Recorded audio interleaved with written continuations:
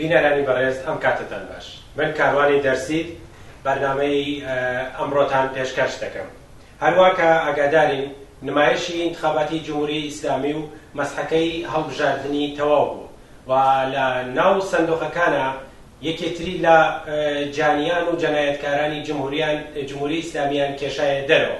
هەروەکە ئاگادارن حەسەنی ڕۆحانی لە سندوقەکانی ڕێی کێشایە دەرەوە سەبارەت بەم مەوزوعە و مەسەلەی انتخابات بەحس و وتوێژ زۆرە بەڵام هیوادارین کە بتوانین لە بەرنامەکانی داهاتووە زیاتر تیش بخەینە سەر ئەم بابەتانە لە بەرنامەی ئیمڕۆ لە ئستودیۆی تەلەڤیزیۆنی پەرتەو هاوڕێ عەبدوڵای دارابی دەبیری کومیتەی کوردستانی حیزبی کۆمۆنیست کاریگەری ئێران حکمەتیست و لە ڕێگەی تەلەفۆنەوە چێهرەی ناسراوی شاری سنە ئازادی زەمانی و کادری حیزبی کۆمۆنیست کاریگەری حکمەتیستمان لەگەڵایە هاوڕێ عەبدوڵا بەخێر بێ بۆ ئستودیۆی تەلەڤیزیۆنی پەرتەو هاوڕێ ئازاد لە ڕێی تەلەفۆنەوە بەخێر بێ بۆ ئستودیۆی تەلەڤیزیۆنی پەرتەو من ئیسلام بەس لە خزمەت بینەرانی تەلەڤیزیۆنی پەرتەو هەروایە دەستان خۆش پێم فرسەتانە مندا فەرموون سپاس هاوڕێ عەبدوڵا ئەوەڵین پرسیار لە ئێوە دەست پێ یەکەم پێم خۆشە سەبارەت بە ئاخرین ئیطلاعیەی کۆمیتەی کوردستانی حیزبی کۆمۆنیست کاریگەری حکمەتیست کە سەبارەت بە بەشدار نەکردنی خەڵک لە انتخاباتدا سەبارەت بە مۆزوعە تەوزیحاتێکمان بۆ بدەین. زۆر سپاس. ئێمە لە ماوەی 24 مانگی ڕابردووە سەبارەت بە انتخابات لایەی زۆرماندەوە و بە هەموو شێوەیەک سەبارەت بە انتخابات و بە جمهوری ئیسلامی و بەم سیاسەت و تەرفەندانەی کە جاروبا لە انتخاباتە منعکسێکات و ئێمە سەباسمان زۆر کردەوە. ئەم ئاخرین ئیطلاعیەی ئێمە بریتیە لەوە کە خەڵکی کوردستان و کرێکاران زەحمەتکێشان و جوانانی کوردستان بە بڕوای من شاکاری زۆریان نوان لە ماوەی دوو-سێ مانگی ڕابردووە بە عناوینی مختلف نەتەنیا نەچوونە پای سنووقی ڕێی بە زۆری بە بڕوای من بەرامبەر بە جمهوری ئیسلامی وێستان اعترازیان کرد نیشانیاندا ڕێگەیان نیشاندا بە خەڵکانی دیکەی ئێران کە ڕژیمی جمهوری ئیسلامی ئەبێ بڕوات ئەبێ سەرنگون بێت نەتەنیا بڕۆ سەرنگون بێت ئەبێ هەوڵ بدەین خۆی ئەم نمایشی انتخاباتە کە جمهوری ئیسلامی سازی کردووە بێ پاشەکشەی بکەین لەم ڕابەتان نیشانیاندا کە لە ڕۆژی انتخاباتە تا ڕۆژی انتخاباتیش اعتراز لە شارەکانی کوردستان و بەتایبەت لە شاری سنە بەردەوام بوو و جوانانی شاری سنە بە بڕوای من بۆ پەڕێری هاتووی و لەگەڵ خەڵکی ئازادیخوازە توانیان بە بەرەکانی جدی کە لەگەڵ جمهوری ئیسلامیان شەقامەکانیان لێگردن ئەترازیان کرد ناڕەزایەتیان دەربڕی ئەمە هەر ئیدامەیە سش و نیشانیاندا ئەمانە نەتەنیا ناچن بەڵکو مەشعەلێکیشن بۆ کە ڕێنیشان بن بە خەڵکانی دیکە کە نەچن بەڵێ ئێمە ئەم ئیطلاعیە ئێمە بەیەتی بوو لەوە کە خەڵکی کوردستان بۆ بەتایبەت کرێکاران و زەحمەتکێشان و خەڵکی ئازادیخواز نەیانوت بە جمهوری ئیسلامی نەتەنیا نەڕۆشتن ئەعترازیان کرد نەتەنیا ئەعترازیان کرد هاواریان کە جمهوری ئیسلامی ڕژیمی ئێمە نییە ڕژیمی خەڵک نییە 34 ساڵ ئازموونی ئەم ڕژیمە بریتی بۆ لە فەقر و فەراکەت و کوشتار و ئەعدام و کوشت و بڕ شتێکی تیا نەبوو بۆ ئێمە دەبا ئێمە گەرمەوە ڕاگەین کە خەڵکی کوردستان هەر لە سەرەتاوە نیشانیاندا هەر وەکو 34 ساڵی ڕابردوو لە ئەنواع ئەسڵام نمایش انتخاباتی ڕێی جمهوریە شوراکانە ئەنجومەنەکان بە هەموو شێوەی نیشانیان دەوام جارە بەنظرم زۆر قرس و قایمتر لە جاران نیشانیاندا کە نەوتنی ئەوان بە جمهوری ئیسلامی زۆر بەرجەستە بێ ئەملاولایە و هیچ نەو شبهە و تەردید و بەهامێکی تیا نەبوو و کاش ماباقی خەڵکانی دیکەی ئێرانیش کە بە زۆریش نەچوون جوابی نیاندا بە جمهوری ئیسلامی هەروەکومان بەرنە انتخابات ئەم پەلاماریان دایە بوو بالاخره جمهوری ئیسلامیان بە عناوین مختلف بەرەو ئەقەمنشینی بردایە بۆیە بە بڕای ئەمە نیشانیدا کە ئەم خەڵکە کاری خۆیانیان کرد بۆیە کۆمیتەی کوردستان لێرە من لەلایەن کۆمیتەی کوردستان و جارێکی تر دەستخۆشی ئەڵێن بە خەڵکی کوردستان دەستخۆشی ئەڵێن بە کرێکاران بە زەحمەتکێشان و بەتایبەت بە لاوانێک کە واقعان لە ماوەی ئەم 6 مانگەدا بێوچان هەسوڕاون و تێکۆشاون بۆ ئەوە کە ئەم نمایشە زۆر زۆر زەق و زۆر زۆر ڕۆشن باشەکشێ پێ بکەن و بڵێن خەڵکیان ئێوەش لەگەر ئێمە بەکردەوە نیشانی بن کە جمهوری ئیسلامی ڕەتی بە ئێوە نییە و ڕەتی بە ژیان و زندگیەوە نییە بەڵێ ئێمەدام ئەم ئەمە باسەکە ئێمە بۆسەس بێگومان دەستان خۆش بێ ئەگەڕێنە لای هاوڕێ ئازاد هاوڕێ ئازاد پێم خۆشە سەبارەت باوەی کە چەند ڕۆژ پێش انتخابات فعالیەتی خەڵک و بەتایبەت جوانان بەرامبەر بە شانۆگەری انتخابات پەرەیسن ئەم فعالیەتانە چ تەسیرێکی لەسەر مەسەلەی انتخابات و شانۆگەری و مەسحەکەی انتخابات بوو لە کوردستان هەڵگەڕێتەوە سەر اعتراض ناڕەزایەتی و تەلاشە جوانان و مردم عليه مەسحەکەی انتخابات واقعیتەکەی وەسەر لە سەحنە جامعەش لە خود مردم پرسیش تەسیراتەکەی ئەوە بوو کە لەسەر هەشتەقام و خیابان و کۆڵانێک ئەکسێک لە انتخابات بەدەست جوانان ئەدڕیا بە ژێرپایانە کرد ئەکس کاندیداهای انتخاباتی جمهوری ئیسلامی ئەمە خۆی بە نەزەر من عکس کنەندەی ئەوە بوو کە تەسیرێکی دانیا خەڵک جمهوری ئیسلامیە گەرەک نییە و نەیە گەورەیان بە جمهوری ئیسلامی وتکە و هەر لە ئەوڵی انتخابات ڕەفراندۆم جمهوری ئیسلامی و خەڵک کوردستان جمهوری ئیسلامیان نەگەرەک بووە و نەیە خۆیانیان پێوتیەوە ئەمە تایسەبەت بە سەرکوب و کوشتن و بڕین و لێدان و ئیعدام و زندانیکردن خەڵک و جوانان جمهوری ئیسلامی خۆی بەسەر خەڵکە تەحمیل کردیان ئەم بەشی چا کە دۆرەی انتخابات ئەخیر بوو انتخابات جمهوری ئیسلامی لە هەربێک استفادە کرد بۆ بەحسە کاندیدای تۆری شۆراهای ئیسلامی دێ و شاری لە ریاست جمهوریە قاتی کرد بەیەکەوە و سعی کرد تەنور انتخاباتی بێگەرمکات مردم و جوانان تەلاشیان کرد تا حدەوە بۆیان کرد ئەمکان پەزێر بوو ئەفشاگەری کەن ئەم تۆتەعا بە خەڵک بگەێنن کە ئەم انتخاباتە انتخاب مردم نییە مردم انتخابیان وەسەر جمهوری ئیسلامی نەمێنێ مردم انتخابیان شەڕ و فەقر و فەلاکەت و گرانی کە جمهوری ئیسلامی تەحمیلی کرد بە زندگی خەڵک ئەمە لە سەریان نەمێنێت عكس العمل خلق لم رابطه وجوانان لم رابطه كشي برامبر بوضع موجود ووضع موجود بغير فقر والفلاكات درد ورمج المشاخل وزندگي مردم مشتكي بارمغان ناوليات مردم بو امه تلاشيانه كل وجوانان بو تلاشيان كل درست الجمهوري الاسلامي لنهايه التلاشي او بو بالاخره برقرن كانوا انتخابات باستفاده لمزدوران وخير دسكاي تبليغاتي وامكاناتك هذا دسيو وقدرتك هذا دسيو سايق بالاخره انتخابات واتجب واقعي وسل برابر او عزمته او اختاقوسه بناو جمهوري اسلامي جوانان الشاركان كردستان ومردم ازادي خواه شاركان كردستان براسي للجنگ واقعيات ونكش واقعي لخيابانا كان لكوشكانا لكولانا كان لبدستان انتخاباتي كان لقش شاركانا اما احساسك يا دل سردي مردم عدم رضایت مردم دخالت نکردن لستاد انتخاباتی کان گرم نبود استاد انتخاباتی کان جمهوری اسلامی شورکان دو شاری امروز نشان داد که مردم بدل سردیو الان هر توقعات تطمیع که مردم تحمل کریا مردم بدل سردیو لم نقدر الانتخابات بالخردیان کرد و جوانان یکی لذیبات این کارگریان به نظر من او بوده به طور مرتب شورش عالی در دیوار نوسی تراکتای عليه جمهوری اسلامی عليه انتخابات جمهوری اسلامی درو دیوار لسط شارکان پخش کرد به تایبەتی شارسنا نمونه واقعی بود لجوانان آزادی خواه برای طلب شارسنا جوانان شارسنا به تراکتکانیان به آگاهیکانیان به اطلاعیکانیان به خلق ایانگیان دواینا که خلق الانتخابات اشتركت كان للكارجران انسان زحمت كيش او جامعه لزنان مبارز لجوانان مبارز كلا انتخابات الجمهورية الإسلامية الشركتنا كان وأما خلق إحساسي يعني تقدر ديوار كوشو كلانا كان شارسنا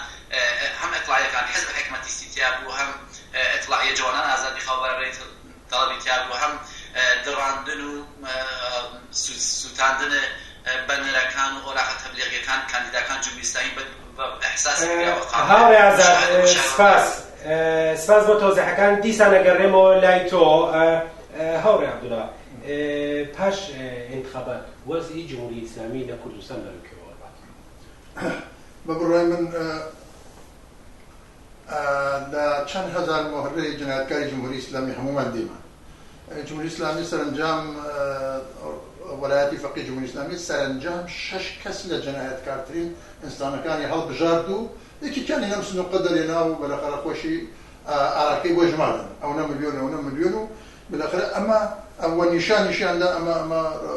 ڕێی جمهوری ئێرانە و هەموو جناحەکانش قبولیانە لە سپای پاسدارانەوە لە بەیتی ڕاهبەریەوە لە هەموو ئیسلاح تەڵەبانەوە هەموویان ئەمەیان قبوڵە و چەپڵی بۆ لێدا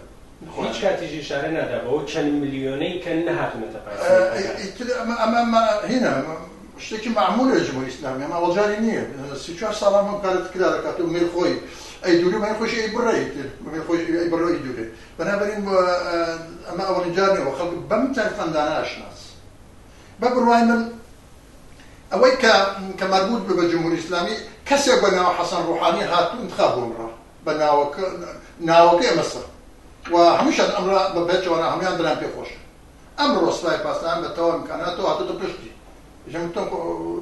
ئێمە حاضرینەکە تۆ هاوکاریکەین تەفاعوڵمان بێت هەموو کارێکمان بێت هەموو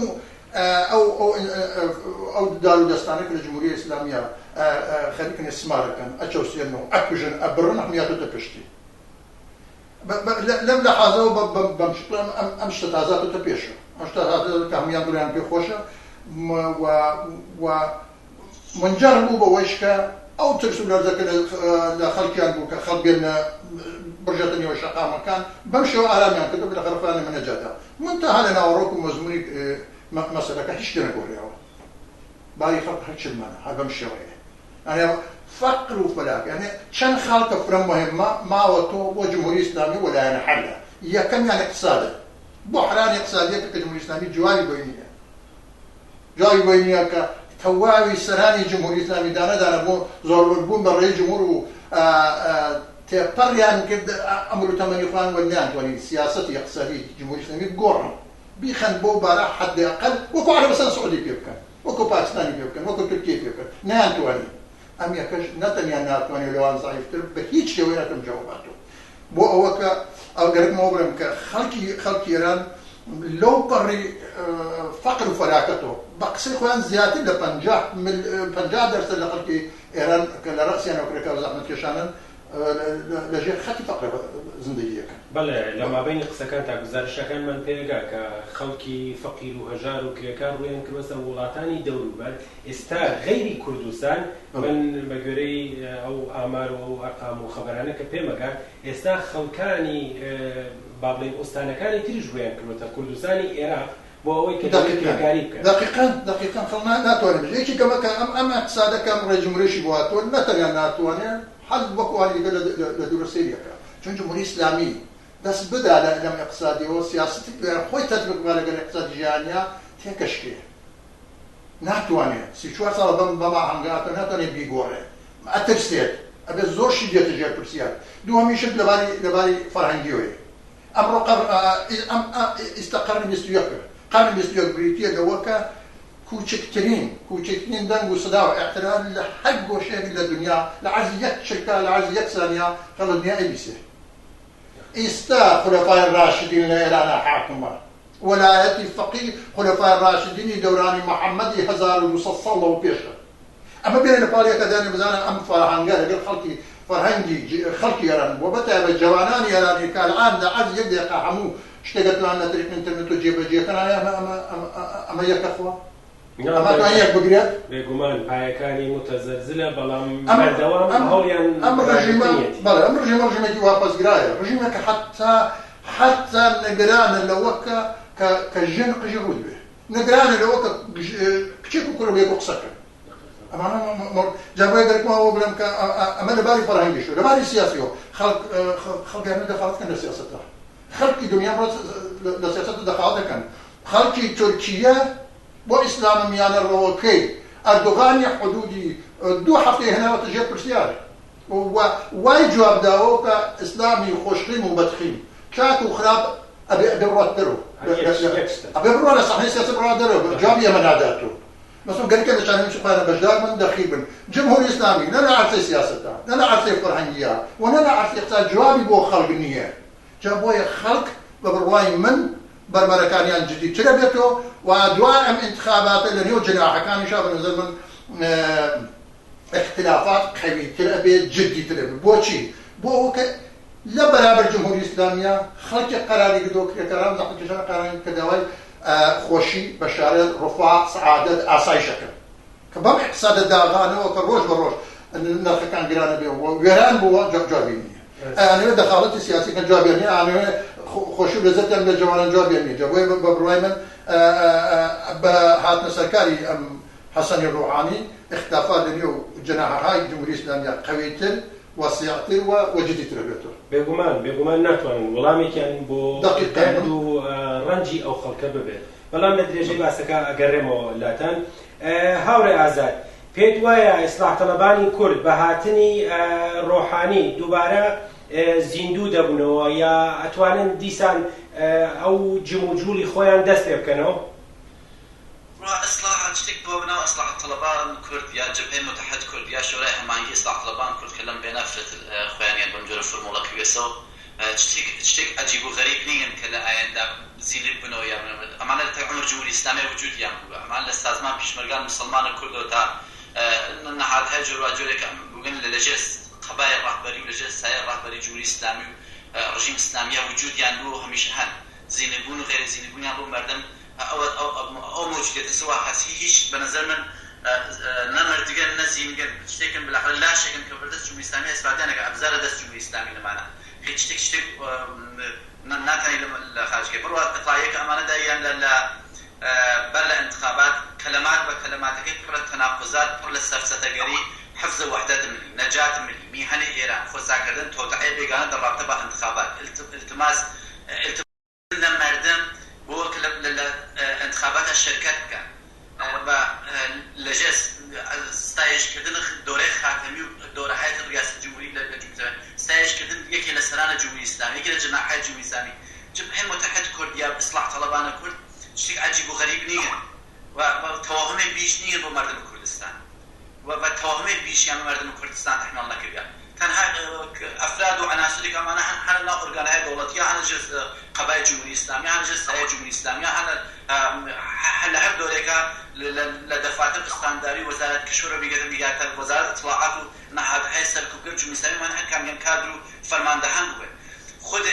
جبهه متحده كرد عناصر اصليه كيس بنيان گذاران سازمان پیشمرگان مسلمان کرد و شاهین نسبت پاسداران کردستان بودن لما حبات السنندجی لا كرجال مخيم تراني كسكلي بقول هاو كيسيف هاو دزقل خد رفسنجاني هاو وزارة الاطلاعات هيك دوري اعدام وكشتو زمان جنبه اما ما خلط ايه الناس نشتيك ميا عجيب غريب للدربيت كأمان امانة سردرتين امان وجود يعني باش هيك لا جريان الملي مذهبي كانت الجمهورية الإسلامية الابتدائي بشكل جديد الجمهورية الإسلامية تاريخها بقى حال مختلف باشكال مختلفة طيب بدخل كل بافكار عمومية لهر دوريكا أديك يعني نسلك يعني من تعدادك يعني هاتي مجرد دوريك سازمان پیشمرگان مسلمان تیر نازی کردن لخالقو دستگیر کردن و بازجویی کردن و شکنجه کردن و تعقیب و آزار و اذیت و گرتن و برین و چون نامال مردم بود پدران امانه کردیان پیشمرگان مسلمان او دوره امکاریانه کرد بعد از او بابی نما لدست جامعه امانه بون بفرهنگان و آموزش و شیگل و بون کارمندان اداره اطلاعات أورجانات أمنيتي كان جمهورية إسلامية بو كنترول مردم وبدون جمهورية إسلامية ثبات يا إيجابي در كردستان أو دوري نما دوري خاتمي تشيل أمانة بو بشي كوتشي خاتمي تشيل بو متوافق كردن خال كبقولات بشي المسألة مردم كردستان مسألة فرهنگي مردم كردستان حلقة وغير استرابي بيشنا بو مردم كردستان لدوري أخيرا دوري أحمدي نژاد أمانة سكوت يعني لجل قبائل رهبري خامنئي ولجل قبائل خود احمدی نژاد سکوت يعني سعی يعني تحملی كان سعی يعني مردم با آرامش فراخان بن سعی يعني مردم با ساتش فراخان بن سعی من بيج المردم تحمل كان نظام اسلامي رفعتي اس بكلمات ومزخرفات كدائما در فرخو ولا ام دوري شا بدوري انتخابات مردم يم توهم كده الجريان الشورى الاسلامي ديو شارو نبغى هيش برنامج خاص يعني ابو هيش بلان خاص يعني ابو خلق وهي نبغى عنوان محترز للكنان خلقه ويستيان اللي هيش دوريكا نبغى عنوان وكبتون مطالبه مردم بنتيجه بغير متوانيه انا كارب كان بخلق نبو كارجال نبو زحمه كيج نبو جنان نبو جوانان ازاديقا نبو فخر الفلاحتك بس جامعه كردستان حاكمه هيش كاري كان نك معنا يعني هاوري ازاد فقدت الجمهوريه الاسلاميه باش فخر بدبختي كجمهوريه الاسلاميه لا ابزار الاستفاده ونظر اصلاحات طلبان الكرد لا تخلق خود الموجودات الجمهورية الإسلامية عن موجودات الجمهورية الإسلامية شنو يعني حتمية أما نزين أو نرشح كأننا قريبا فرموا هاوڕێ ئازاد بە بڕوای ئێوە ئەم لاشە مردووە ناتوانێت لە سیستمی جمهوری ئیسلامیە زۆر شەریفتر لە موسەوی و کەڕوبی و ئەو کەسانە بێت کە خۆیان لە بنیانگوزارانی جمهوری ئیسلامی بوون و بەو ئاسانیە خرانە پەراوێزەوە. ئەمە حاشا هەڵنەگرێ سپاس بۆ تۆزیحەکانت دیسان ئەگەڕێمەوە وڵات هاوڕێ بڵا پاش ئەم انتخاباتە پەیامی ئێوە بۆ خەڵکی کوردستان چییە؟ پەیامێکە کە 34 ساڵە باسی بکەین و ئیدامەیە دەین تا سەرنوێی جمهوری ئیسلامی ئەویش ئەوەیەکە من لەم تریبونەوە جارێک ڕایەگەێنم سیاسەتی کۆمونیستەکان و لە ڕەسەوە سیاسەتی حکومەتیستەکان بەرامبەر بە تێڕوانی من بۆ جمهوری ئیسلامی ئەوەیەکە کە ئێمە جمهوری ئیسلامی تەنیا بە بەیتی ڕەهبەری نازانین بۆ ئوسولگوراکانی نازانین بەش و جەناحی ڕاستەکەی نازانین بە هەموو ئەحزاب و ئۆپۆزیسیۆنی مەجازێک ئەزانین کە بەیتی ڕەهبەری بەلاخەرە ئیجازەی پێدەن فعالیت بکەن وەکو ئیسلاح طەلەبان بە 21-22 شاخەکەیانەوە ئێمە بەماڵین جمهوری ئیسلامی بە ئیسلاح طەلەبان و بە هەموو شاخانەوە کە ئەتوانن لە نێو دایرەی جمهوری ئیسلامیە فعالیت بکەن و حەسن بێن و بە هەموو شەڕ و ئیختلاف و ناکۆکیەکانیانەوە بەماڵین جمهوری ئیسلامی و ئێمە خوازیاری سەرنوونی ئەمەین بەڵام هەر لێرا بە ئەوەش ڕاگەێنم کە بەڵام غەرب بە تۆرە کولی غەرب و هەروەها ملیۆن قسەباسیان ئەوەیە کە فتحی ئەم قەلعە و فتحی وەڕوخانی جمهوری ئیسلامیە لە دەروونەوە بە وەسیلەی ئۆپۆزیسیۆنی مەجاز بکەن وەکو ئیسلاح طەلەبان پیان وایە خیانەت دەکەن بە جمهوری ئیسلامی لە سوێتەکە 34 ساڵ نیشانی داوام خیانەتکار نین ئەوان زۆرتر خۆیان بە ساحەی جمهوری ئیسلامی زانن جا بۆیە ئەم کەسەشکی ساقط سەر حکوم وەکو کەسەکانی دیکە هەر ئەو عنصرێکی لە بربەرەپشتی جمهوری ئیسلامیە و خەڵکی ئێران و خەڵک وەکرێکاران و خەڵکی کوردستان بە تۆری خاص کەیسە بەرنامەکەمان خەتاب بەوانە ئەوەیە کە ئەبێ قرس و قایمتر متحدتر سازمان یافتەتر متشەکلتر بەرامبەر بەم جمهوری ئیسلامی و بە هەموو شاخ و لپوپۆپەکانی ئیسلاح طەلەبان حچن و خاصیەتی کە سەرەدەرزیە بتوانێت کۆمەکە بە خەڵکیران وجودی نەبووە و شان بە شانی جمهوری ئیسلامی استثمار کرد شان بە شانی جناحەکانی دیکە بەیتی ڕابردوانە استثماری کردووە چەوسانوێتەوە کوشتیویە بڕیویە گۆمی خۆی نووسیدە لە ئێرانە جا بۆیە من دەرەکمەوە بڵێم کە شەڕ الآن بەهاتنی ئەم ڕێجمهورەکە هەمویان چەپڕی بۆ لێدەنەوە هەمویان ئەڵێن زۆر چاکە ئەما نیشانەدا کە خەڵکی ئێران و خەڵکی کوردستان کرێکان زەحمەتکەشە متحدتر یەکپارچەتر بەرامبەر بە جمهوری ئیسلامی بێسن بۆ ئەوە کە بتوانن خۆیان ئەم قەلعە فەتح بکەن قەلعە لە دەروون و فەتح نابێت بۆچی بۆچی ئەمان واڵن غەرب و ملیۆن بۆچی واڵن دقیقاً بۆ واڵن کە جمهوری ئیسلامی بڕوخێت بەڵام خەڵک تەداخلیتیانەکە کرێکە تەداخلیتیانەکە خەڵکی زەحمەتکێش تەداخلیتیانەکە جا بۆیە جمهوری ئیسلامیش بێ کرێکار و زەحمەتکێش کە بتوانێت نەفعی بێ بۆ خەڵک پێینانە ڕوخان ئەگەر ئەوان ئەم ڕژیمەش گۆڕن کەسی تر وەکو ئەوانە نجێەکەی بەنابەرین ئەو ڕوخانە نییە کە خەڵگەرە کەسی ڕوخان نییە بابی تەبعی کرێکار و زەحمەتکێش خەڵکی ئێرانەکە خۆیان بتوانن جێگاری بن جێنشینی بن ئالتەرناتیوی بن توان بتوانن بەبراخەر بۆ تا گەیشتن بۆ من مەقسەکەمەوە بۆ خەڵگە بێ قرس و قایمتر لە جاران متحدتر و متشەکلتر لە جاران و بەبڕوانی دەست هەڵپێکراوتر لەگەڵ کۆمۆنیستەکانە و لەگەڵ حیزبی حکومەتیستا بۆ بەرەبەرەکانی جدی بۆ سەرنوێی جمهوری ئیسلامی ئەم نۆکتەیە کە ئێمە بۆ چەندمین جار تکرارەکەین و من هەر لێرەشەوە دووبارە تاکید دەکەمەوە کە باری بەم ئاڵگۆڕە باری خەڵک قورستر بووە ئەمە لە عەرزەی اقتصاد و سیاسەت و فەرموو هەموو شتێکە بۆیە مبادرە قورستریگەرەکە جدی تریگەرەکە فعالتریگەرەکە بۆ هەموو جمهوری ئیسلامی بە هەموو جناحەکان نەک یەک جناح دوو جناح بە بڕوای ئێوە جبهەی متحدی کورد و ئیسلاح طەلەبی کورد و دواتر بڕۆینە دەروی کوردستان فەرڕوخ نگەهدار و جەماعەتی ئەمانە هەموویان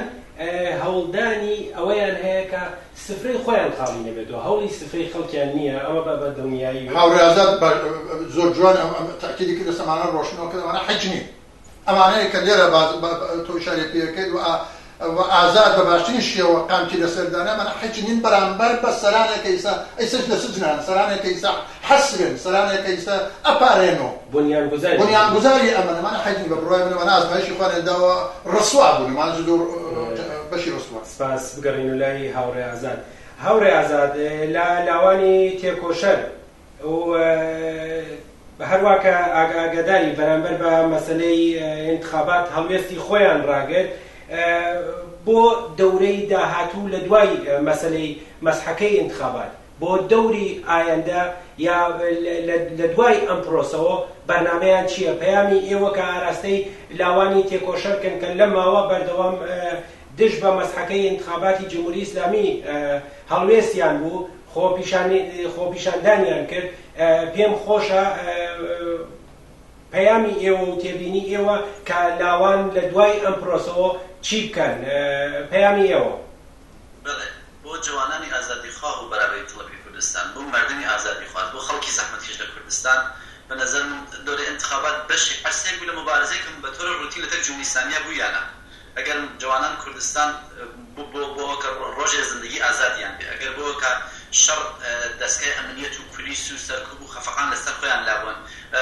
بە تۆرە ڕوتین و ڕۆژانە هەمیشە جەنگ لەتەک دەستگای پلیس و نیروهای انتزامی و ئەمنیەتیە بووگن، ئەگەر مردم ئازادیخوای کوردستانە تێ 34 ساڵ دەشێ عمرە نەنگین جمهوری ئیسلامیە شەڕیان کرد و مبارزەیان کرد لە عەرسەی مستەلەحانە، عەرسەی ئیجتیماعیە، عەرسەی مەدەنیە، عەرسەی مبارزەی ژنانە، عەرسەی مبارزەی کارگەریە، ڕۆژانە ڕەهبەران و فعالینیان دەستگیر بوون، زندانی کردن، ئیعدام کردن، لە سێدارە دریاگەن. ئەمە مبارزەی تەبیعی لە کوردستانە وجودی هەست، مختص نابێتەوە. من پەیامێکی خاستم بۆ کە انتخاباتی بالاخره مەسحەکەی انتخاباتێک جمهوری ئیسلامی سەرخەوی کردەوە، هەمیشە بۆ عەرسە لە مبارزە ئیجتیماعی بوو، مردم بەرامبەری تاکتوانیان وێستانەوە، ئەوان وا بالاخره جمهوری ئیسلامیان گەرەک نەبوو و تەوەهمیان بە جمهوری ئیسلامی ڕێیان نەدا و نەچونە پایسنەوە. تازە هیچێک ئەفشاگەریان کرد عەلێ وەزع موجود جمهوری ئیسلامی و جمهوری ئیسلامیان بالاخره نەیە گەورەیان بە جمهوری ئیسلامی بوو. هاوڕێ ئازاد، مبارزەی جوانان لە کوردستانە بە نەزەرم ئەدامەیە ئەبێت. هاوڕێ ئازاد، هیچ شتێک لە زندگی مردمان تەغییر نەکرد بە هاتن یا بە هاتن ڕۆحانی یا بەشێک لە شۆرەهایەکە بالاخره هەوڵیانە کرێنەکانی بۆ خەڵک. هیچ تا تەحوڵێکی جان جمهوری ئیسلامی هەر جمهوری ئیسلامیە لەتەک فەقر و فەلاقەتیا هەست، لەتەک گرانیە هەست، لەتەک کوشتن و بڕینیا هەست، لەتەک دەستگای سوپای پاسداران و وەزارەت ئیطلاعاتیا هەست، لەتەک مەقنەعە و حەجاب فەرهەنگە ئەرتجاعیەکەیە وجودی هەست. ئەم پەدیدە کە ناوی جمهوری ئیسلامیە هیچ تەغییریان نادێت، نە بە چواردانە ئیسلاحات تەڵەب بێستاکە مزدورە مەحەلی کە بچن لەژێر قەبای جمهوری ئیسلامی گەرەکیان جمهوری ئیسلامی تۆجیکەن بۆ خەڵک مەسئلەی لە مردمە کوردستان حەلەوێت، نە بە هاتن ڕێی جمهوریە کە بالاخره کەمێ لەبخەندی باش بێ یا کەمێ عەباکەی ڕانگەی تەغییری باش تووکەشی دەبێت. ئەمە هیچ دەردێک بۆ خەڵک دەوا ناکات. جمهوری ئیسلامی پەدیدەیەک زەدە ئینسانی، زەدە ئیجتیماعی، بە اقتصادی فەلەج، بە سیاسەتی وێران شدە، بە شکاف لە فەرقە سەریا، بە ئەبزارە سەرکوب جنادی و جمهوری ئیسلامیەوە خەڵک بەسوورەت ڕۆژمەڕەش مبارزە بکەن و مبارزەی مستجم. هەروە عەبێد عەرەبی ئیشارەی پێ کرد حزب حکومەتی کۆمونیستەکان لە کوردستانە سازمان متشکل خۆیان، ئۆرگانهای متشکل خۆیان، حزب متشکل خۆیان یانە و تەنها ڕێگەی ئێمە ئەوە سەکاشی متشکل بین، منسەجم بین بۆ عەرسەیەک بۆ نەبەردی واقعیەتی لەتەک جمهوری ئیسلامیە کە بەرەندازی جمهوری ئیسلامیە، نظامە سەرمایەداری جمهوری ئیسلامیە، بەرەندازی ارتجاع لە ئێرانە و كل کاسە کوزەی جمهوری ئیسلامی جەمعکردنەوە بە شەڕی لەسەر هەم جوانان و هەم خەڵک ئازادیخواز و زەحمەتکێش کەم کرد. سپاس ئازادی زەمانی بۆ تەوزیحەکانت. من ویستم باسی ئەوەت لەگەڵا بکەم کە ئەرکی سەرشانی لاوان کوڕان و کچانی ئەو کۆمەڵگا چییە، بەڵام لە درێژەی باسەکاندا خۆت ئیشارەت پێدا. سپاس بۆ تەوزیحەکانت. هەروە کە ئازادی زەمانیش ئیشاری پێدا و هاوڕێ عەبدوڵڵا قامکی ناسەر یەکە بە یەکەی ئەو تەوەر و مۆزوعانەی کە لە کۆمەڵگا هەیە، ئەرکی سەرشانی یەکە بە یەکەی ئێوەی خەڵکانی کرێکار و زەحمەتکێش لەو کۆمەڵگا، کوڕان و کچانی ئەو کۆمەڵگا بەرامبەر بە مەسەلەی جمهوری ئیسلامی زیاتر لە هەمیشە وەستانە دژایەتی کردن بە لەگەڵ ئەو سیستەمەیە کە هیچ پەیوەندیەکی لەگەڵ لاوان، کوڕان، کچان و کرێکاران و زەحمەتکێشانی ئەو کۆمەڵگا نییە. بە سپاس بۆ هاوڕێ ئازاد زەمانی لە ڕێگەی تەلەفۆن و هاوڕێ عەبدوڵڵا لە ئستودیۆی تەلەڤیزیۆنی پارتۆ. سپاس بۆ ئێوەیش کە بەشداری بەرنامەکەمان بوون. سپاس بۆ ئێوە بۆ بینەران کە تەحەمەلی ئەم قسەباسی ئێمەیان کرد. زۆر سپاستانە. سپاس بۆ بینەران و ئەم وەقت فرسەتان مندا. کاتێکی خۆش.